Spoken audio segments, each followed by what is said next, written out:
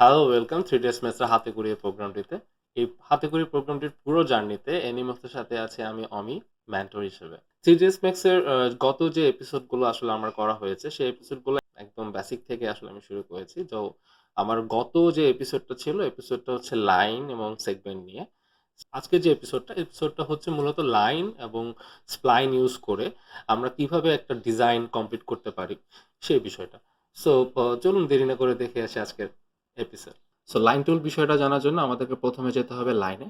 লাইনের যে অপশনটা, এই অপশনটা পাবো কোথায়? সেটা হচ্ছে আমাদের উপরে যে প্যানেলটা আছে, প্যানেলটার নিচে যে সাব প্যানেল আছে, সাব প্যানেলের সেকেন্ড নাম্বার অপশনটা হচ্ছে স্প্লাইন। এখান থেকে আমরা লাইনের কাজ করব। তো যেহেতু আজকে আমরা একটা বেডের ব্যাকড্রপ নিয়ে কাজ করব, একদম পিছনে যেখানে আমরা মাথা দেই সেটা নিয়ে কাজ করব, তো সেখানে একটা মেজারমেন্টের বিষয় থাকে। মেজারমেন্টের বিষয় নিয়ে আসলে আমাদের 3ds ম্যাথসে অনেক ধরনের টুলস আছে, বিভিন্ন টুলস দিয়ে আমরা বিভিন্ন ধরনের মেজারমেন্ট করব। তো লাইনের জন্য, এই টুলসের জন্য যা মেজারমেন্ট আমরা ইউজ করতে পারি খুব সহজে, সেটা হচ্ছে আসলে স্ন্যাপ টুলের মাধ্যমে। জিনিসটা বলে রাখি, প্রথমত আমাদের যেটা করতে হবে, কাস্টমাইজ যেতে হবে। কাস্টমাইজটা কোথায় পাবো? কাস্টমাইজ হচ্ছে অপশন এখানে। এখান থেকে আমরা হচ্ছে চলে যাব হচ্ছে ইউনিট সেট আপে। ইউনিট সেট আপ থেকে আমাদের চলে যেতে হবে ইউনিটে।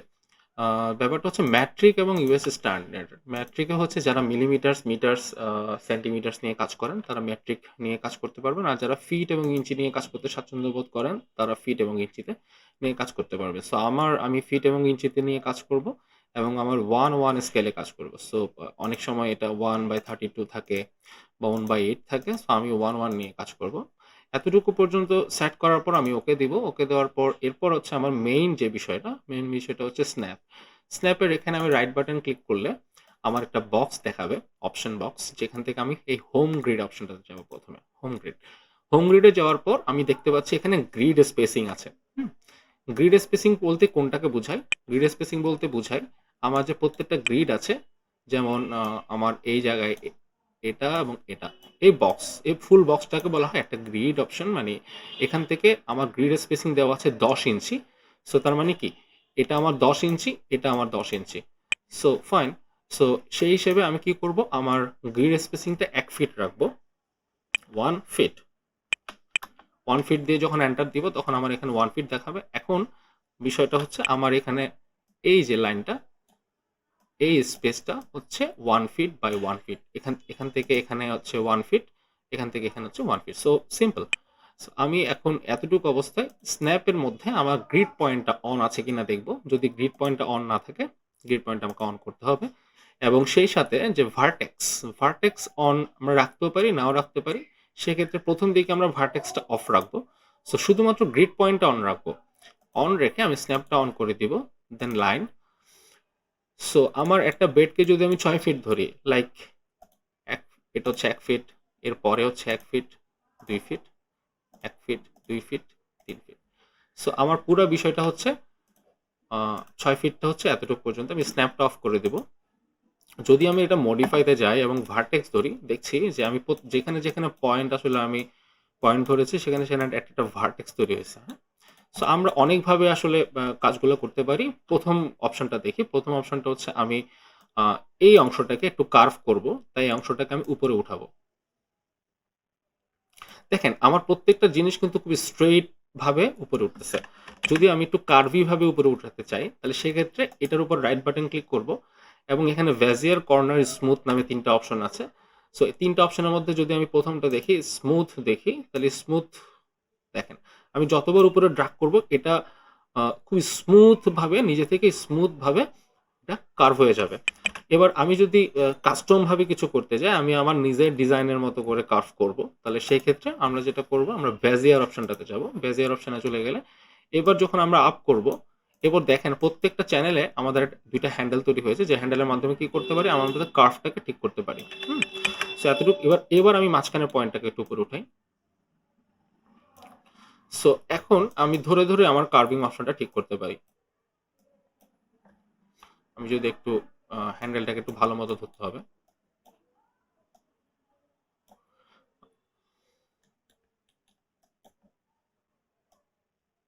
ওকে, ফাইন। এভাবে হচ্ছে আমাদের কাজটা করা যায়।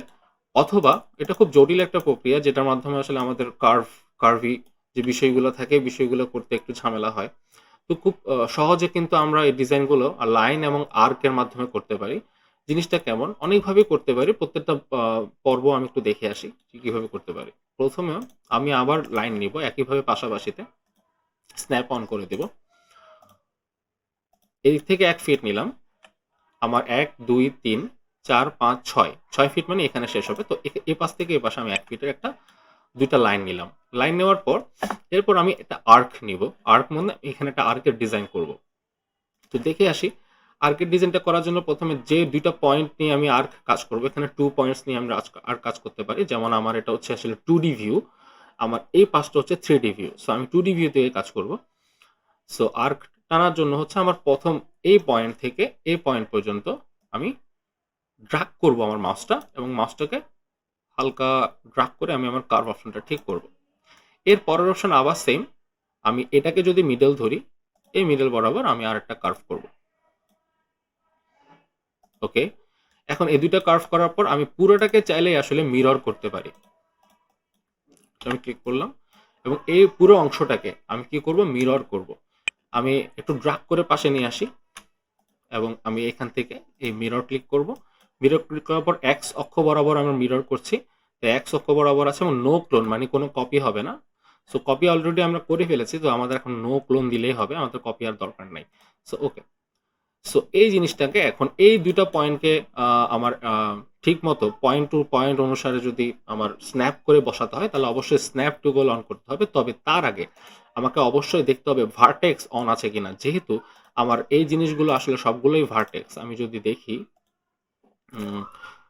এই পয়েন্টটাকে যদি দেখি প্রত্যেকটাই হচ্ছে আমার ভার্টেক্স। হ্যাঁ, এই ভার্টেক্স পয়েন্টগুলোতে আমরা কি করব? স্ন্যাপ দিব। সো আমাদের ভার্টেক্স অন করব এবং যেহেতু আমার এই পয়েন্টটা ধরা, সো এই পয়েন্টটা ধরে সবগুলো একসাথে ধরবো। ধরার পর জাস্ট এই অংশের একটা ইয়েলো সাইন আসছে, এটাকে জাস্ট মাউস ধরে ড্রাগ করে এটার সাথে জয়েন করে দিব। দ্যাটস ইট, হয়ে গেল। সো এখন আমি যেটা করব, আমি এখন প্রত্যেকটাকে অ্যাটাচ করব। এখন প্রত্যেকটা তো আর আলাদা আলাদা আসলে আমাদের স্প্লাইনের মতো তৈরি হয়েছে। এখন প্রত্যেকটা স্প্লাইনকে কি করবো? আমরা অ্যাটাচ করব। অ্যাটাচ করার জন্য প্রথমে যেটা করতে হবে, ক্লিক করে অ্যাটাচ ফাইল আমাকে দিতে হবে। তো অ্যাটাচ ফাইল করার আগে আমি নিচের যে অংশটা এটাও করে ফেলি। আমি এটা আবার সেম ভাবে লাইন নিয়ে ড্রাগ করে আমি এতটুকু পর্যন্ত নিলাম। এরপর আমি কি করব? স্ন্যাপটা তুলে দিব এবং এই লাইনটাকে ধরে আমি প্রত্যেকটাকে অ্যাটাচ করব। যেহেতু আমার অনেকগুলো অ্যাটাচ করব, সেহেতু আমাকে কি করতে হবে? অ্যাটাচ মাল্টিপল ক্লিক করতে হবে, not single attach. Single attach করলে দেখা যাচ্ছে কি আপনাকে প্রত্যেকবার সিঙ্গেল সিঙ্গেল অ্যাটাচ ক্লিক করে করে করে করতে হবে। তার চেয়ে বরং অ্যাটাচ মাল্টিপল ক্লিক করে আমি আমার একটা লেয়ার বক্স দেখাবে, যে লেয়ার বক্সের সবগুলোই শিফট প্রেস করে আমরা সবগুলো একসাথে ধরে অ্যাটাচ করে দিব। তার মানে কি আমার সবগুলো এখন অ্যাটাচ হয়ে গেল। তবে ব্যাপারটা হচ্ছে আমার যে পাশের যে অংশটা ছিল সেটাও আমার লেয়ার ধরা ছিল, তাই এটাও আমার অ্যাটাচ হয়ে গেছে। সো আমি এটাকে কন্ট্রোল ঝাট দিব এবং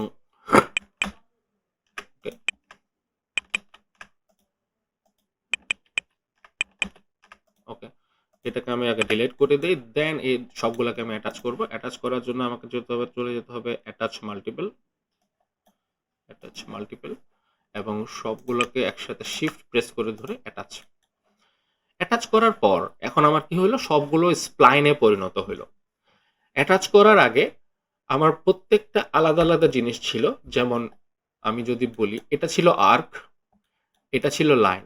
সো লাইন এবং আর্কের মধ্যে অপশনগতভাবে কিছু ডিফারেন্ট থাকে। সো যখন আমি অ্যাটাচ করে ফেলবো উইথ লাইনের সাথে, তাহলে সবগুলো কি হবে? আমার স্প্লাইনে পরিণত হবে। স্প্লাইন কি? এটা ভার্টেক্স, এটা সেগমেন্ট। সেগমেন্ট কি জিনিস? প্রত্যেক আলাদা আলাদা পার্টকে বলা হয় সেগমেন্ট। এরপরে ধরি আমি স্প্লাইন। দেখেন প্রত্যেকটা আলাদা আলাদা স্প্লাইন, মানে যখন প্রত্যেকটা আলাদা আলাদা স্প্লাইন। ওকে, এখন আমি এটাকে এডিটেবল পলিতে যখন কনভার্ট করতে যাব, তখনই আমার আসলে বিপত্তিটা ঘটবে। বিপত্তিটা কি জিনিস? যেমন আমি এখন তো আমি অ্যাটাচ করে ফেলছি। অ্যাটাচ করার পর এটাকে আমি একটা কপি নিয়ে রাখি আগে। ওকে, কপি 1। তো কপি নেওয়ার আগে ফার্স্ট অফ অল হচ্ছে আমি এটাকে করব এডিটেবল পলিতে কনভার্ট করে, দেখি কি আসে। এডিটেবল পলিতে কনভার্ট করার পর দেখা যাচ্ছে কি আমার এই জায়গায় ব্ল্যাঙ্ক, মানে আমার লাইনগুলো পলিতে কনভার্ট হচ্ছে না। এর কারণ কি? কারণ হচ্ছে আমি অ্যাটাচ করছি আমার পুরো বিষয়টা। তো অ্যাটাচ করার পর আমার প্রত্যেকটা জিনিস আমার নরমালি মনে হচ্ছে এটা এক হয়ে আছে। যেহেতু কাছাকাছি একদম কাছাকাছি জায়গা। তো আমি যদি একটু ভার্টেক্স ধরি, যেমন ধরেন এই ২ টা পয়েন্ট, এই পয়েন্টটাকে তো আসলে অ্যাটাচ করা হইছে। কিন্তু ভার্টেক্সটাকে তো অ্যাটাচ করা হয়নি। ভার্টেক্স এই ভার্টেক্স আলাদা, এই আর্কের ভার্টেক্স আলাদা। যখন আমি ভার্টেক্স গুলোকে অ্যাটাচ করে ফেলবো, মানে ওয়েল্ড করব, তখনই হচ্ছে আমার এটা এডিটেবল পলিতে কনভার্ট হবে। এটা কিভাবে করব? যেহেতু আমার প্রত্যেকটা পয়েন্ট আলাদা আলাদা, তাই আমি প্রত্যেকটা পয়েন্টকে কিভাবে ধরবো? এই একসাথে ড্রাগ করে ভার্টেক্স দুটাকে ধরবো। যেহেতু এটা ভার্টেক্স বোঝা যাচ্ছে না, কারণ একটার উপর একটা আছে, লেয়ারের উপর লেয়ার, সো আমরা নিচের ভার্টেক্সটাকে দেখতে পাচ্ছি না। সো তাই আমাদের পুরো ভার্টেক্সটাকে ধরে দেন আমি ক্লিক করব কোথায়? এই জায়গায় গিয়ে ওয়েল্ডে। বাট ওয়েল্ডে ক্লিক করার আগে আমাদেরকে ওয়েল্ডের একটা মেজারমেন্ট নিতে হবে। তার মানে কি, দুইটা ভার্টেক্সের মধ্যবর্তী দূরত্বটা কত?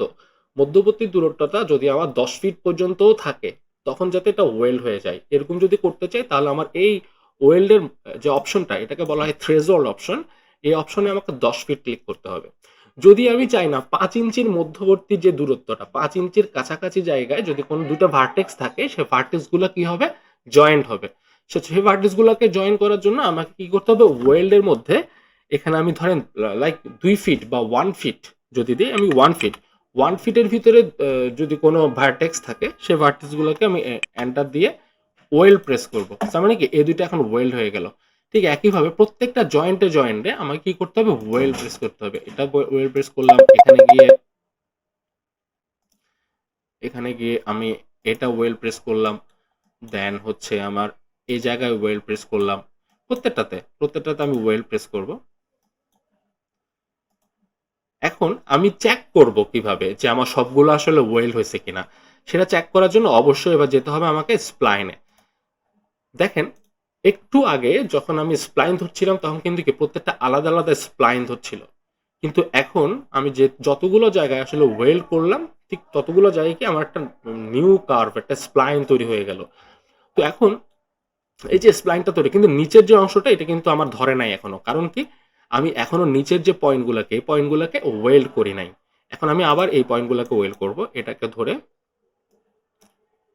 1 ফিট, সো ওয়েল্ড। এটাকে ধরে ওয়েল্ড। মনে রাখবেন, সবগুলোকে একসাথে ধরে কখনো ওয়েল্ড করবেন না। তাহলে হয় কি, যে আমার ভার্টেক্স, অন্য ভার্টেক্স গুলোও কিন্তু জয়েন্ট হয়ে যাবে 1 ফিটের ভিতরে যদি থাকে। সেক্ষেত্রে আমাকে আলাদা আলাদা ভাবে কাজ করতে ভালো। এখন দেখেন, আমি দেখতে পাচ্ছি স্প্লাইন যখন ক্লিক করব, পুরোটা একসাথে আমাদের স্প্লাইনটা ধরে গেল। এটা কারণ কি, আমাদের ভার্টেক্স গুলো এখন আসলে ওয়েল্ড আছে, মানে জয়েন্ট আছে। এখন যদি আমি এটাকে ইরিটেবল পলিতে কনভার্ট করি, তাহলে আমার এটা ইরিটেবল পলিতে কনভার্ট হবে। So like convert to irreducible poly. So আমার এটা ইরিটেবল পলি কনভার্ট হয়ে গেল। That's it. সো এর আগে আমি একটা কাজ করব, আর একটা জিনিস বোঝানোর জন্য আমি এটাকে আরেকটা কপি করব। কপি। এবং এটার ভিতরে আমি একটা আউটলাইন তৈরি করব, একটা নতুন ডিজাইন তৈরি করব, যেটা এটার মধ্যে একটা ডেপথ তৈরি করবে। আচ্ছা, এটা করার জন্য আমাকে যেটা করতে হবে, আমাকে অবশ্যই স্প্লাইন ধরতে হবে। স্প্লাইন ধরার পর আমাকে চলে যেতে হবে আউটলাইনে। যখনই আমি স্প্লাইন ক্লিক করব, তখনই আমার এই আউটলাইন অপশনটা ওপেন হয়ে যাবে। সো আউটলাইন আমি কতটুকু করব? আমি চাইলে আউটলাইনটা প্রেস করে জাস্ট মাউসটাকে ড্রাগ করে আমি আমার মতো করে সাজিয়ে নিতে পারি। একটা আউটলাইনটা আমরা কতটুকু করব, আমি মাউসটাকে ড্রাগ করে একটা পজিশন পর্যন্ত সেট করে দেন আমি ওকে দিয়ে দিলাম। ফাইন। সো প্রথমে আমি এটাকে কনভার্ট করি পলিতে। যখন পলিতে আমি কনভার্ট করলাম, তখন আমি 3D ভিউ থেকে দেখি, দেখেন এটা ভিতরের দিকে কিন্তু কোনো পলি হয় নাই, বাইরের দিকে যতটুকু আউটলাইন হয়েছে ঠিক ততটুকু আসলে আমাদের পলি হয়েছে। কিন্তু এটাকে যখন আমি কনভার্ট করব পলিতে, এটাকে পুরোটাই একসাথে পলি হয়ে গেছে। তার মানে কি, আউটলাইন থেকে আমরা পলি, এবং আউটলাইন করার পর পলি কেমন হয়, এই দুইটা জিনিস আমরা বুঝলাম। তো আমরা ইজিলি এখন চাইলে এই পলি লাইনকেও আমরা এইভাবে কনভার্ট করতে পারি। কিভাবে? আমি একটু 3D ভিউ থেকে কাজ করি এবার। ধরেন আমার এটা হচ্ছে এই অপশনটা দেওয়ার পর আমার তো অলরেডি ইরিটেবল পলির ভার্টেক্স, এজ, বর্ডার, পলিগন এবং হচ্ছে এলিমেন্ট, এই তিনটা জিনিস হচ্ছে আমার ওপেন হয়ে গেল। সো এই তিনটা জিনিস, যেহেতু এটা হাতে করে প্রোগ্রাম এবং একদম নিউ, যারা একদম বিগিনার লেভেলে আছে তাদের জন্য, যারা এগুলো ইজিলি শিখতে পারে। সো আমার এই ভার্টেক্স, এজ বা ইরিটেবল পলির বিষয়টা যেহেতু আমাদের আগের সেগমেন্ট বা আগের কোনো এপিসোডে আসলে আলোচনা করা হয় নাই, তো সেহেতু আমরা এই জিনিসটা আরো ডিপলি পরবর্তী এপিসোডগুলোতে বুঝবো। তবে আজকে যে বিষয়টা, আজকে তোমরা হালকা একটা জিনিস ওভারল্যাপ করে দিব জাস্ট ডিজাইনটা কিভাবে কমপ্লিট করব এটার জন্য। That's it. সো আমরা যেটা করব সেটা হচ্ছে এই যে বক্সটাকে এই ৩টা অপশনের মধ্যে দেখেন ৩ নাম্বার যে অপশনটা আছে সেটা হচ্ছে বর্ডার। বর্ডার মানে কি? আমার কোনো একটা অংশের ধরুন এই অংশটা হচ্ছে আমার হচ্ছে ফাঁকা জায়গা।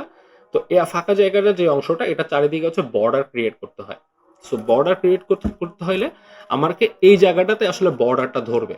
যখন আমি বর্ডার নিব, ক্লিক করব এবং আমার মাউসটাকে নিয়ে যাব, তখন আমার ঠিক সেই জায়গাগুলোতেই আসলে বর্ডারটা ক্লিক করবে যে জায়গাগুলোতে আসলে বর্ডার ক্লিক করে। যেমন আমার ঠিক এই জায়গাটাতে একটা বর্ডার ক্লিক হবে। তো যখন আমি ক্লিক করলাম তখন দেখেন চারদিকের বর্ডারগুলো ধরে ফেললো। বর্ডারটা ধরার পর এখন আমি যেটা করব, বর্ডারের অপশনের নিচে দেখব এই জায়গায়